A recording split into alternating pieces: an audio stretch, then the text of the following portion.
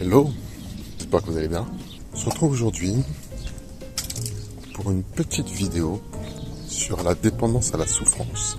T'es prêt? Attends.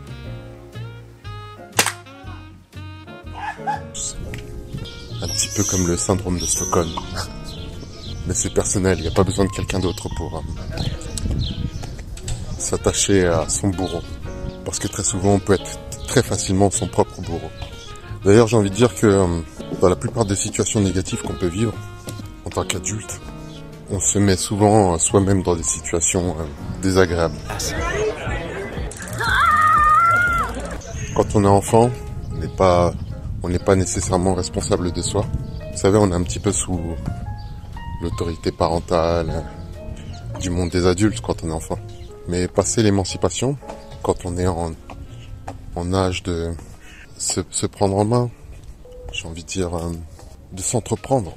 Quand on rentre en âge de s'entreprendre, tout ce qui nous arrive de négatif, c'est quelque chose qu'on allait chercher. D'ailleurs, précédemment là, j'ai fait une vidéo sur la loi de l'attraction et la paix intérieure. La loi de l'attraction vers la paix intérieure. C'est une vidéo que je suis en train de bosser là, qui va bientôt sortir.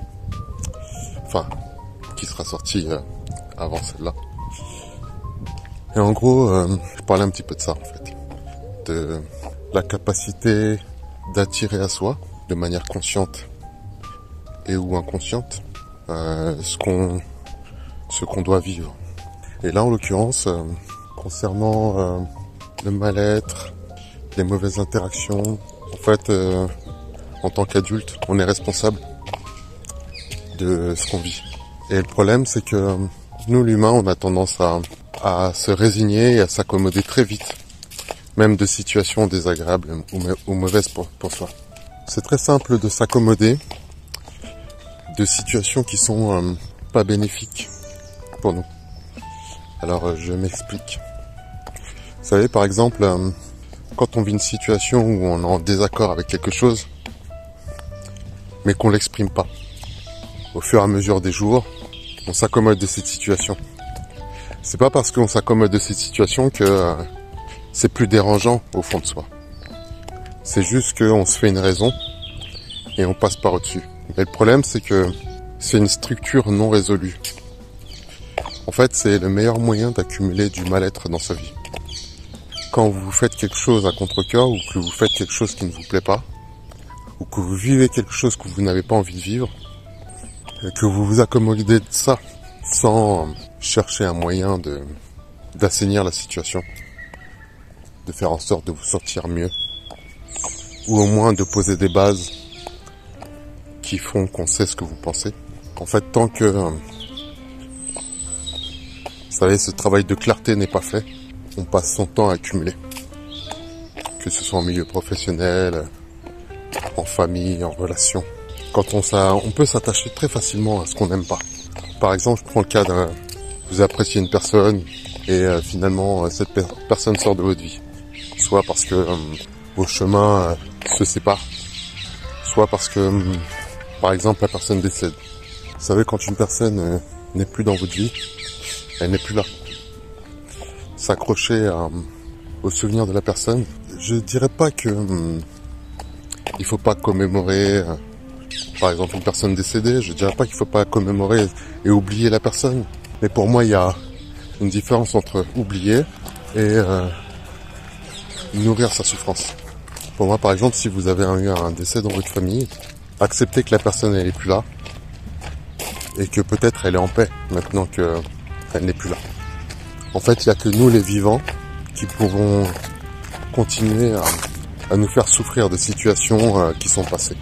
En vrai, je pense que le meilleur moyen d'accepter la disparition de quelqu'un, sa mort ou son éloignement, c'est d'accepter le fait que la personne ne soit plus là.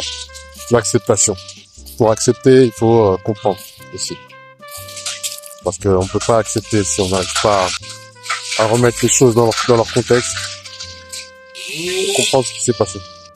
Je vois des personnes souvent qui vivent dans le passé, qui ont envie de souffrir, sans que elles se sont habituées à cette souffrance et limite elles la recherchent tous les jours. C'est-à-dire un peu comme quand on boit son café ou qu'on fume sa clope. 6 heures du matin, il pleut dans ma salle de bain. Je suis déjà en retard, mais je veux mon café noir. J'aurais dû prendre ce métro, mes cigarettes il me faut. Ça y est, ce genre d'addiction. Je vois qu'il y a des gens souvent qui ont besoin de rester dans la douleur, qui s'apitoient sur leur sort et qui veulent qu'on s'apitoie avec eux sur leur sort. Des gens qui souffrent et qui ont envie d'attirer les gens par leur souffrance.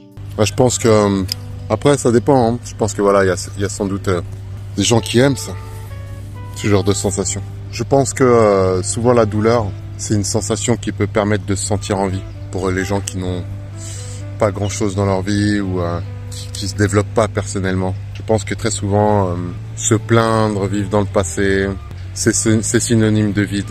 Je pense que quand on s'épanouit, qu'on se développe, finalement, pour ses passions, on développe une forme de résilience qui nous permet pas de faire abstraction de ce qu'on a pu vivre, mais d'accepter que ce qui est passé et que demain, il reste, aujourd'hui et demain, il reste des choses à construire.